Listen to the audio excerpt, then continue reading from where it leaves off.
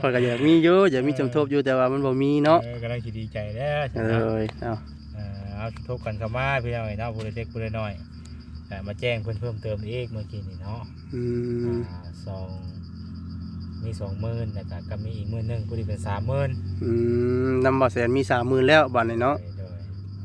ขาดเดือยจัก10,000บ่แสนบัดนี้ก็ขาดอยู่ถ้าว่าเอาที่ตัวนี้ก็ขาดอีก23,000 เนาะจะค้ำจังได๋ครับมันกินบ่ได้อย่ามันออกทางเก่าลองกินเบิ่งอย่ามันออกทางเก่าจะลองกินมื้อนึงจะค้ำนึงบ่นั่นปานใดกินก็คือบ่อยากลงคือเก่าน่ะเกินบ่อยากลงมันเป็นเม็ดจุกๆเนาะจุกๆแน่นๆพี่น้องมาทางบาซิงกินยังบ่ได้เนาะพอดีว่าทั้งบาเซนเนาะพี่น้องเนาะต้มข้าวหุงไว้ให้เนาะจ้าก็กินกับข้าวหุงเด้อกินได้อยู่แล้วว่ากำได้กับเพื่อนกินน้ำ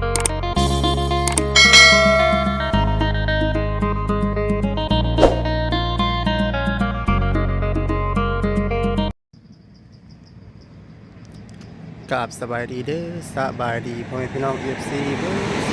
สุขคนพี่น้องเนาะหรือว่าสิเป็นพี่น้องทางฝั่งลาวเนาะฝั่งไทยต่างประเทศก็ยินดีต้อนรับท่านเข้าสู่ช่องบ่าวซารีซาแนลอีกแล้วพี่น้องนำมาพบกันคือเก่าคือเดิมเนาะพี่น้องเนาะตอนนี้ทางบ่าวซารีก็ยังทันได้กลับเนาะพี่น้องเนาะอยู่ที่น้ำบ้านเฮือนซานของเรียกว่ากระต๊อบเนาะของบ่าวสิงห์คือเก่าเนาะเผาเบิ่งอาการเนาะพี่น้องเนาะเผาเบิ่งอาการเจ็บท้องเนาะถือว่าเจ็บกระเพาะของบ่าวสิงห์ได้พี่น้องเนาะว่าอาการทางบ่าวสิงห์เนาะเป็นจังไดแน่เนาะทางเฮากับท่านได้กลับพี่น้องเนาะเบิ่งอาการทางบ่าวสิงห์ก่อนเนาะพี่น้องเนาะก็มื้อนี้ก็สิเข้าไปหาทางบ่าวสิงห์กันเลยเนาะพี่น้องเนาะว่ามื้อนี้ก็ให้ได้ยินข่าวๆแว่วๆว่ามีข่าวดีมาแจ้งเนาะพี่น้องเนาะแต่ว่าบ่ฮู้ว่าข่าวอีหยังพี่น้องเนาะเดี๋ยวสิเข้าไปถามเนาะพี่น้องเนาะถามเบาสิ่งก่อนเนาะว่ามีข่าวดีบ่เนาะหรือว่าเป็นอาการจังใดแล้วเนาะพี่น้องเนาะมีไผมาสมทบแล้วบ่เนาะเรื่องเงินสมทบแล้วบ่เนาะพี่น้องเรื่องอันซื้อดอกที่ดินเนาะว่ามีเงินมาสมทบจากเท่าไหร่แล้วเนาะพี่น้องเนาะพี่น้องเนาะได้สิเข้าไปหาทางบ่สิ่งเลยเนาะพี่น้องเนาะตอนนี้ก็เวลาก็สิฮอด5 โมงเลยพี่น้องเนาะ50ปลายแล้วเนาะรถจรก็เริ่มผ่านไปมาเริ่มหลายคันเลยพี่น้องเนาะกลับบ้านกลับซองเนาะพี่น้องเนาะทางเฮาก็ยังบ่ทันได้กลับเนาะพี่น้องเนาะ พอดีว่าถ้าก็ยังอยู่ร่วมกัน3 คนเนาะพี่น้องเนาะอยู่ร่วมกัน3 คนมีบ่าวเคยแล้วก็บ่าวแซนเนาะแล้วก็บ่าวสวัสดีนะพี่น้องเนาะมาวันนี้ก็เห็นไผหญ้าเต็มคันรถเนาะพี่น้องเนาะเป็นของผู้ใดเด้นะพี่น้องเนาะเต็มหลังคารถพี่น้องเนาะ พี่น้องเนาะจะเข้าไปหาทางบ่อซิงกันเลยเนาะพี่น้องเนาะได้เข้าไปหาทางบ่อซิงกันก่อนเนาะพี่น้องเนาะพอดีก็มาเห็นก็นั่งเห็นบ่อเซนแล้วนางก็มุกอยู่บัดเนาะสบายดีเด้อเนาะสบายดีทั้งบ่อเซนยุงกัดหูเดินเนาะใกล้ป่าใกล้หลงมันมีแต่ยุ่งเนาะคือว่าได้น้ำมันก็เริ่มค่ำเลยเนาะค่ำมาแล้วยุ่งก็เริ่มมาฝนมาให้ฝนคนนี้กับฝนตกนี่ให้กูนี่เนาะบ่แซนฝนตกนี่ยังว่ามันมีแหลกมีอย่างมันก็ไปอยู่โดยเฮ้คือเห็นในคลิปเจ้าว่าคือมีข่าวดีบ่ข่าวดียังบ่แซนบ่ข่าวดียังนะเห็นเจ้าแจ้งว่ามีจักงบจักอย่างนี่นะข่าวดีกันน้องชิงสิงว่าสิงข่าวดีว่าสิงคือว่าแจ้งข่าวดีหั่นนะว่าแจ้งเจ้าจะมาแจ้งข่าวดีข่อยนะข่อยก็อยากมีอยู่อยากมีสมทบอยู่แต่ว่ามันบ่มีเนาะกำลังคิดดีใจแล้วเอาสมทบกันเข้ามาพี่น้อยเนาะผู้เล็กผู้น้อยมาแจ้งเพิ่มเติมอีกเมื่อกี้นี่เนาะมี20,000แล้วก็มีอีก10,000ผู้ที่เป็น30,000นำบ่แสนมี30,000แล้วบัดนี้เนาะขาดเดือยจัก10,000บ่แสนบัดนี้ก็ขาดอยู่ถ้าว่าเอาที่ตัวนี้ก็ขาดอีก23,000เนาะอีก23,000ก็เบิ่งรู้จังว่าทางเมื่อก่อนได้ยินทางสมุนก็ว่าที่ใกล้พอน้อง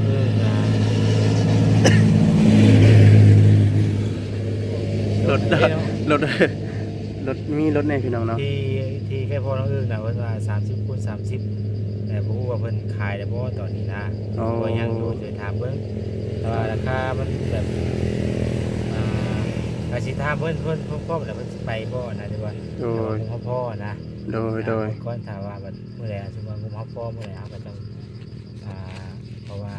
ที่เท่านั้นมัน30คูณ30เด้แล้วก็มัน15คูณ20หา20คูณ20คูณ20เด้โดยมันก็อยากแพงอยู่ตัวนี้นะแต่ว่าก็ถามว่าตัวนั้นมันราคา30คูณ30นี่ก็ถือว่ากว้างได้ในราคาสิ50,000คือกันในกล้วยว่าอยากได้ตัวพุ่นนี้มันจะกว้างเนาะแล้วก็อีกอย่างนึงคือได้ยินว่ามีไฟฟ้าบ่ทุกคนน่ะแม่นก็มันมีเสาไฟฟ้าเสาตะข่ายเพิ่นเดินไว้แล้วโอ้คือนี่บ่ได้มันเพราะมันเป็นสายไฟแรงสูงเด้โดยเพิ่นยังบ่ได้เลื่อนตะข่ายไว้มันก็สิสะดวกสบายแน่เนาะก็บ่ได้คืออยู่หั่นน่ะเพิ่นเดินไว้เรียบร้อยเด้เป็นดินอย่างน่าก็สิง่ายอยู่นะแต่ว่าเฮาก็ต้องตามเพิ่นก่อนต้องถามเบาสิ่งก่อนเนาะถามเบาสิ่งมันก่อนว่าเพิ่นสิอยากไปบ่นะเฮาก็มันต้องถามผู้อยู่ผู้ใดเนาะเพิ่นบ่อยากอยู่ก็สิว่าได้เฮาก็ขับเพิ่นบ่ได้เนาะคือว่าได้เพิ่นก็ไปเบิ่งเลยเด้มันก็ใกล้ขอบเขตนี่มันก็เพิ่นเรื่องเคยหรือว่าคนในหมู่บ้านนี่น่ะรู้จักเพิ่นเบิดโดยไปทางนั้นอาจจะบ่มีไผฮู้เพิ่นโดยเพิ่นคุ้นเคยกับสถานที่ตัวนี้นะเป็นอย่างนั้นพี่น้องเอ้ยโดยประมาณนั้นแหละก็สมทบกันกันมาพี่น้องเนาะผู้เด็กผู้น้อยก็ยังบ่ทันได้พอดอกเดี๋ยวแต่ว่าพอมื้อใดเฮาก็จังสิแจ้งเนาะอีกทีนึงเนาะกันพี่น้องเอ้ยแจ้งพ่อพี่น้องเพิ่มเติมอีกว่าพอแล้วเนาะได้เท่าไรเฮาก็มาแจ้งพี่น้องเอ้ยเนาะโดยตัวนี้ก็มีแล้วเนาะ30,000เนาะแม่น30,000 บาท30,000 บาทแล้วพี่น้องแต่ว่าดินตัวนี้ก็อีกประมาณ23,000เนาะ23,000เพราะว่าเพิ่นก็เพราะว่าเฮาซื้อกับเพิ่นเสียบ่ได้เหมือนหยังกะโดยมันยังเพิ่นก็เสียบ่เลยจังซี่นะมีแต่เพิ่นมองว่ามันสิทางการน้ำใช้ดินได้เลยโดยบ่ได้มีหยังโดยเนาะประมาณนั้นโดยเอาแสดงก็ดีใจนํพี่น้องเนาะทั้งว่าสิ่งเนาะใกล้ก็ถือว่ามาได้ครึ่งทางเนาะครึ่งทางแล้วครึ่งทางแล้วซ้ำนี่พี่น้องเนาะเดี๋ยวสิไปทำเบื้องต้นอาการทั้งว่าสิ่งก่อนเด้อบ่แซ่เด้อบัดนี้เบิ่งว่าเป็นจังได๋เช้าแล้วบ่พยายามยั่วเพิ่นกินข้าวอยู่ก็บ่กินโดยจะยั่วได้บ่ยอมแล้วข่อยไปยั่วซอยเลยข่อยสิยั่วซอยเจ้าว่าข่อยก็สิยั่วคือกันจักเนาะข่อยก็สิดังโป๊ดแล้วบัดนี้โอ้ยเนาะอ้าวพี่น้องเนาะเดี๋ยวสิไปถามเบิ่งก่อนเนาะพี่น้องเนาะเนาะพี่น้องเนาะสิเข้าไปหาถามไทยทั้งว่าสิ่งคนก่อนเนาะพี่น้องเอ้ยตอนนี้ก็อายทวนอยู่เนาะโอ้สบายดีเด้อว่าสิงลูกไร่เด้อบ่โอ้สบายดีเนาะเป็นไงอาการใครแน่ล่ะบ่จุกยังจุกอยู่โอ้เจ้าต้องกินข้าวเลยว่าสิงเด้อเฮ็ดกินได้อยู่บ่ขนมลองกินจะข้ามจังได๋ได้บ่โอ้มันกินบ่ได้อย่ามันออกทางเก่าลองกินเบิ่งอย่ามันออกทางเก่าจะลองกินมื้อจะคำนึงบ่นั่นปานใดกินคือบ่อยากลงคือเก่านะเกินบ่อยากลงมันเป็นเม็ดจุกๆเนาะจุกๆแน่นๆพี่น้องมาทางบาซิงกินยังบ่ได้เนาะพอดีว่าทั้งบาเซนเนาะพี่น้องเนาะต้มข้าวหุงไว้ให้เนาะจากนั้นก็กินกับข้าวหุงเด้อกินได้อยู่แล้วว่ากำว่าได้กับฟืนกินน้ำเบิ้งกินจักบวงนึงมื้อก่อนเนาะกินจักบวงนึงมื้อก่อนแล้วก็ถ้าว่ามันกินได้เฮาก็ค่อยกินเพิ่มอีกถ้าเฮาบ่กินข้าวนี่มันแห้งเจ็บได้มันแห้งบ่มีเหือมีแห้งพวกนั้นพุ่นแหละเอาไปมาเนี่ยมันเฮาขาดสารอาหารพี่น้องเนาะถ้าเฮาขาดสารอาหารปุ๊บมันสิเฮ็ดให้อาการเฮาเพลียแล้วเฮาเมื่อยเฮาลอยแล้วก็มันสิเฮ็ดเฮาเจ็บท้องบัดนี้พี่น้องเนาะชัวร์เฮาต้องกินข้าวก่อนจะกินยาเนาะจำได้อยู่ว่าที่กินยากินตัวใดก่อนจังสาวปุณเพิ่นบอกเลยเนาะที่กินยาเนาะเอากินมึงดูข้าวนะพอสิจักบวงจักใดคอยเบิ่งจักคำเนาะจักได้อยากพุ่นฮะอยากท่านได้อยากบ่อยากบ่อยากก็ต้องกินเด้ออดกินเอาเด้อพอสิเด้อนี่แหละข้าวกันบ่เสร็จเรา เราว่าครั้งทำอิฐครั้งแรกเราว่าพี่น้องเนาะได้หุงข้าวให้กินพี่น้องเนาะข้าวโอ้ยเนาะข้าวคักปะยังข้าวกับข้าวหอมมะลิเนี่ยพี่น้องเนาะกินเพราะมันร้อนเด้อบ่สิ่งเด้อข้าวเด้อกินเพราะมันร้อนพี่น้องเนาะ ไปได้ผ่าเพนปัตมาเจ้าน่ะบ่ได้เน้นบ่ ไม่เห็นบ่ได้ ไม้ออกก็ได้อย่าว่ามันจุกเด้อย่าว่ามันจุกท้องฮะ บ่ได้ยุบบ่ได้หรอก บ่ได้จุกบ่อย่าว่ามันเน้นมันหยังหั้นนะอย่าว่ามันหัดท้องเจ้าไม้ออกก็ได้อย่าว่าเอาไปได้อาบน้าได้อยู่บ่ บ่ได้อยู่หรอก พอได้อยู่เนาะแต่ว่าอาการน่ะก็ยังจุกอยู่ดีขึ้นกว่าเก่าอยู่บ่หรือว่ายังเจ็บคือเก่าอยู่ ยังเจ็บ เป็นหยังกับอาการเจียงไรก็บอกเด้อบอกคำบอกจุกข่อยบ่ฮู้ได้เนาะก่อนมาไทยจะเป็นอาการหยังก็บอกเจ็บหันเจ็บนี้เนาะแต่ว่ามีอาการอย่างไรเราก็จะได้พาไปหาหมอเนาะแต่ว่ายังเจ็บอยู่เนาะแต่ว่าเจ็บยังบ่ซ้ำคืนนี้เหรอวะ เมื่อคืนนี้เมื่อคืนเลยเมื่อคืน โอ้บ่ได้นอนเลย บ่ได้นอนเมื่อคืน ก็ได้นอนพักผ่อนกินนี่น้อยนึงเนาะ แม่น ถือว่าดีขึ้นได้เติบเนาะเจ็บอยู่แต่ว่าโบราณแล้วป่ะ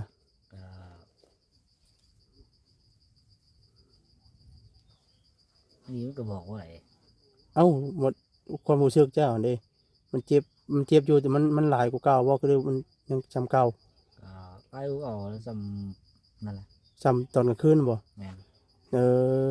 เนี่ยเจ้าบ่กินข้าวที่สาเหตุมันเจ็บตัวนี้นะเนาะคือเจ้าบ่กินข้าวบ่มีข้าวในท้องพอเมื่อคืนนี้เจ้ากินข้าวเจ้าก็ห้าวบ่เด้ แม่น มื้อนี้เจ้าก็ไปซักยงยามาแล้วก็มันก็ดีขึ้นเพราะว่ามันเบิ่นเลือดยาแล้วก็เริ่มเจ็บแล้วบัดเพราะว่าเจ้าบ่กินข้าวเด้ในสาเหตุที่ว่าข่อยอยากให้เจ้ากินข้าวตัวนี้ก็คือข่อยอยากเบิ่งเนาะอยากเบิ่งว่าเจ้ากินดีบ่เนาะเอากินให้เขาเบิ่งเนาะว่าสิจะคันจังได พวกมันคืนบ่อยากลงอะนะ บ่ลงก็ลองจากบวงจากใดให้เขาเบิ่งก่อนเด้อเนาะเพราะ FC เพิ่นเพิ่นเห็นเพิ่นเบิ่งเจ้าได้นี่จังว่าสิ บ่อยากลง เดี๋ยวก็กินให้เบิ่งจักคำจักใดเอาคำจักคำหนึงใดเนาะกินบ่เดี๋ยวตั้งมาให้ บ่อยากลง กินบ่ลง แม่น เจ้าสิกินแต่ตอนไหนจ้ะ เพื่อหามุ่งแล้ว หาโมง6โมงเอ้ากินยาต้องกินแต่เว้นเด้กินยาให้ถึงเวลาเด้ถึงเวลานี่เก็บเด้ เจ้านี่หาโมงนี่เริ่มกินยาได้กินข้าวแล้วกินยาได้มันจะได้ทันกันเด้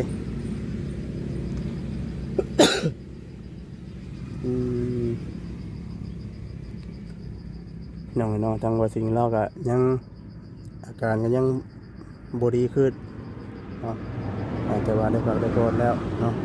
ขนมนี่ก็กินบ่ได้บ่ขนมไข่นี่ ย่ามอยากแล้ว เรากินขนมไข่นี่ก่อนไปยังจ้ะเนี่ยกินมึงด้วย อยากไปจะได้กินนะ ยังบ่อยากอยู่ แม่น นี่ว่ากินจะคำยังไงยังว่า เขาคืนบ่อยากลงอะนะ คืน คืนก็คือบ่อยากลงนะ ฝืนกินนะอดกินเอาเด้ออดเข่าดีกว่าเอาอดนั่นจิบได้อดจิบดีกว่าอดเข่าได้น้องบ่ผิดพี่น้องเนาะอดเข่าเนี่ยว้ายพี่น้องบ่ได้แล้วเนาะอยู่เพราะว่ามันต้องมีสารอาหารเนาะในร่างกายเฮาพี่น้องเนาะมันจังมีเหี่ยวมีแห้งเนาะสาเหตุที่เฮากินเนี่ยบางเทื่อมันอาจจะเป็นแบบเนี่ยอยู่ในกินเฮาบ่สะอาดเนาะมันก็ได้เจ็บพี่น้องเนาะแล้วเฮาก็กินข้าวบ่เป็นเวลาแน่เนาะมันก็ได้เจ็บท้องพี่น้องเนาะเครื่องคองเนาะอันนี้จะปลูกยังไหวใช่ป่ะสินี่ ปุ๊บนั่นแหละเนี่ยกินนั่นน่ะ เอาเครื่องคองนะบ่ แม่น เบิ่งมาเด้ออย่าว่ามีหมกมีมุดเด้อมีมุดมีหยังจักกะ โอ้ยตายให้พี่น้องไอ้น้องทางวัชรีก็ได้ ปัดเบิ่งนกกวดเบิ่งเนาะก็ว่ามีมุดมีหยังก็ได้เบิ่งเอาเด้อ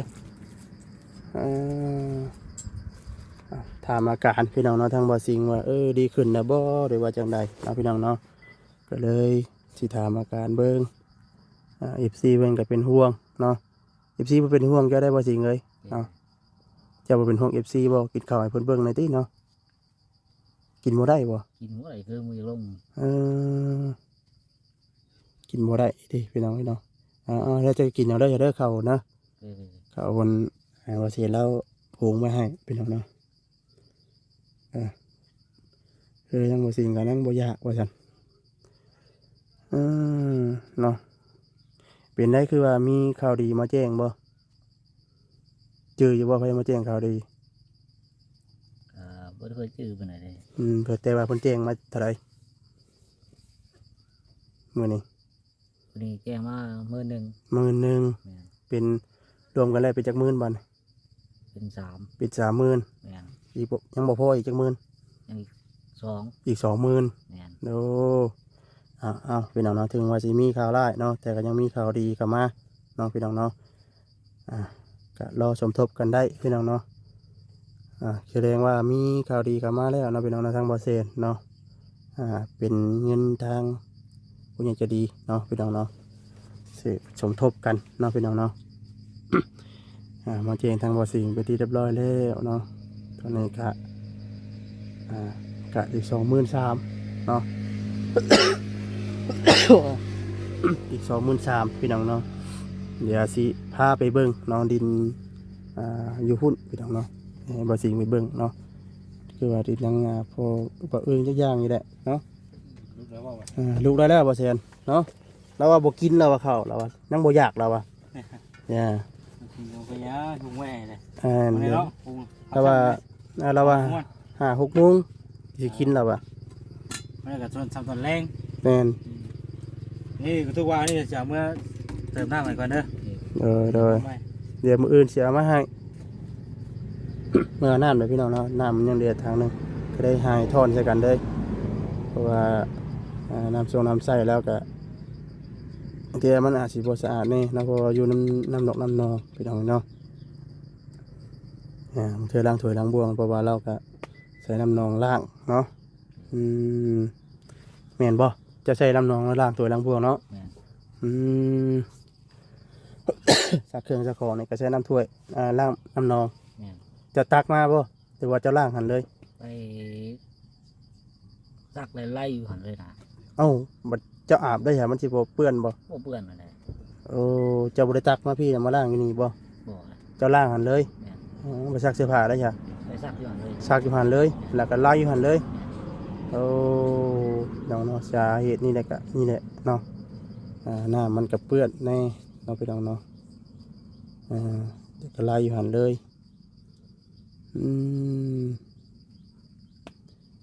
บัดนี้เราล้างถ้วยล้างบ้วงเนาะบัดนี้เรามาอยู่ในกินเนาะมันก็บ่สะอาดแน่มันก็ได้เจ็บท้องเนาะแล้วก็อีกอย่างหนึงเราก็บ่กินข้าวบางเทื่อในอยู่ในกินเราก็มีมดมีหยังแน่พี่น้องเนาะรักษาเอาเด้อเนาะเฮ้ยลาบซีนเนี่ยก็บ่ได้กินได้มื้อนี้เนาะ กินบ่ได้มื้อนี้เนาะ คำๆที่ว่าก็ ลองกินเบิ่งเด้อลาบซีนเพิ่นซื้อมาฝากเด้อทางสาวบุญพี่น้องเนาะซื้อมาฝากมาต้อนทางบ่สิงพี่น้องเนาะเดี๋ยวค่ำแรกก็นี่ก็สิได้กลับก่อนบาดนี้เบิ่งอาการแล้วก็ทางบ่สิงก็สิได้ขอกลับก่อนเนาะพี่น้องเนาะแต่มื้ออื่นสิเข้ามาเยี่ยมมายามมาถามเบิ่งอาการใหม่เนาะว่าดีขึ้นกว่าเก่าบ่เนาะแต่บ่ดีจังได๋เฮาก็จังว่ากันอีกทีหนึงเนาะพี่น้องเนาะสิไปหาไปหาหมอจังไดก็คอยเบิ่งนํกันเนาะพี่น้องเนาะแต่ว่าดีเด้อเฮาก็แต่ว่าแต่ข้างล่างนี่คือกินยาให้ได้เด้อกินข้าวกินยาให้ได้เด้อบ่สิเด้อ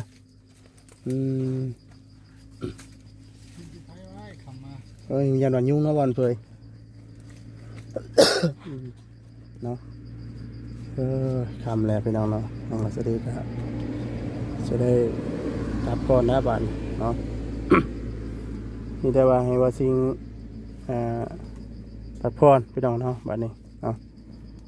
จังใดก็เศร้าไว้ๆน้องว่าสิ่งเด้อจังใดก็มีข่าวดีแต่ก็ต้องเศร้าไว้แล้วบ้านนี้แล้วแต่ว่าเงิน สมทบพี่น้องเนาะเงินสมทบเนาะชื่อเรื่องดวงเรื่องดินเนาะเฮาก็สิแจ้งอีกเทื่อนึงนะพี่น้องเนาะรอรุ่นนำกันเนาะว่าสิมางบสมทบเพิ่มเติมอีกมื้อใดเนาะพี่น้องเนาะถ้าว่าบ่มีงบมากก็บ่ได้เฮาก็สิได้ซอกหาหม้องใหม่เนาะพี่น้องเนาะอืมเอาจังซั่นเด้อสิกลับก่อนบาดนี้เนาะเนาะจังใดก็เซาไว้เนาะเอาสบายดีเด้อเนาะสบายดีทางบ่สิ่งพี่น้องเนาะได้สิกลับก่อนทางวัดสดีก็ได้เนาะค่ำมืดตื่นตาแล้วบาดนี้เนาะ6 โมงก็ได้พี่น้องเอ้ยเนาะอันนี้ก็ข้าวหุงเนาะพี่น้องเนาะว่าแซนหุงข้าวใหม่ๆเด้อเนาะแต่แซ่บเด้อข้าวหอมห้อยๆอยู่พี่น้องเอ้ยเนาะ ชี้มือบ่ ขอสิซิมอยู่ยันเบาสิ่งเราบ่อิ่มเนาะสบายดีเด้อเนาะเบาเพื่อยพี่น้องเนาะเอากสิพานกลับอย่างได้ไผหญ้าของไผน่ะ ข่อยนี่นะ ของเจ้าบ่ไปมุงอยู่ไสน่ะ ปุ๊บกระต๊อบอยู่นะ กระต๊อบอยู่นะโอ้ไผหญ้าพี่น้องเนาะปลูกกระต๊อบอยู่นะเพราะว่าช่วงนี้ก็ออกให้ออกหน้าเลยเนาะ แม่พักกลางก็นั่งอยู่ตู้เย็น โดยไผหญ้าพี่น้องเอ้ยเนาะพระเจ้าเฮาก็สิกลับแล้วเนาะวันเผยบัดนี้ ยังไง กลับแล้วบัดนี้ ครับบ่วัน โดยเดี๋ยวช่างเปา พักผ่อนเนาะ ให้เราพักผ่อน ข้าวกินน้ เราก็บ่กินข้าวกันแล้วว่าโอ้ยบ่ทันยากแล้วว่าเบิดความสามารถข่อยก็ได้ ำเฮ้ยเราเมื่อยแล้วก็กินได้นี่ ยังว่านี่แหละเนาะเหยาะจำได้ก็บ่กินแล้วว่าโอ้ยเมื่อยได้ข่อยก็ได้โอเคไม่ใช่จุบกินเนาะ ไปๆซะเนาะสบายดีเด้อเนาะผ่านเปยเนาะจบคลิปก่อนบ้านนี้ข่อยก็ได้เนาะเอ้ยเนาะพี่น้องเอ้ยเนาะจังว่าสิ่งก็เราก็บ่กินข้าวเนาะจังไดก็เป็นกำลังแห่งใจให้เอาพี่น้องเนาะทางบ่าวสารีก็เบิดจะยั่วแล้วเลยพี่น้องเนาะแต่ว่าเราว่าบ่ทันอยากกินแต่มันอยากออกคือเก่าว่าซั่นเนาะอยากออกคือเก่าเพราะว่ามันจุกพี่น้องเนาะยังมีอาการเนียนๆอยู่แล้วว่าเนาะพี่น้องเนาะแต่ว่าทางเราก็ถามไทยแล้วเนาะก็ถือว่าดีขึ้นกว่าเก่าเนาะเห็นทางบ่เสียงเพิ่นก็มีเริ่มลุกได้แล้วเนาะแล้วก็เริ่มนั่งได้แล้วเนาะต่างจากตอนมาทับอิฐเนาะทางว่าสิ่งแล้วก็สักยาที่ยาแล้วก็นอนเลยเนาะพี่น้องพักผ่อนเนาะตอนนี้ก็รู้สึกว่าอาการเราก็เริ่มยิ้มแย้มแจ่มใสได้แล้วเนาะพี่น้องนะถือว่าสิดีขึ้นแล้วได้เติบแล้วพี่น้องเนาะพี่น้องเนาะฝากกดไลค์กดแชร์ด้วยพี่น้องเด้อเนาะกดติดตามเนาะสิ่งสำคัญก็งบประมาณเนาะพี่น้องเนาะจังเรื่องดินเนาะก็มีข่าวดีเข้ามาแล้วเนาะพี่น้องเนาะตอนนี้ก็มีอยู่30,000เนาะพี่น้องเนาะเอาสาระคลิปนี้ลำลาไปก่อนแล้วเนาะผิดพลาดประการใดเนาะขอโทษขออภัยพ่อแม่พี่น้อง FC เบอร์สู่คนพี่น้องเนาะฝากกดไลค์กดแชร์กดติดตามเนาะและสิ่งสำคัญแล้วก็กดข้ามโฆษณาพี่น้องเนาะฝากกดไลค์ในเด้อพี่น้องเด้อเนาะเป็นกระดาษแห่งใจเนาะให้บ่สวัสดีโดยมาตลอดพี่น้องเนาะเอาสาระคลิปนี้เนาะโอลากาวันที่ยืดที่ยาวพี่น้องเนาะกล่าวคำว่าสบายดีเด้อสบายดีพี่น้องเลยเนาะ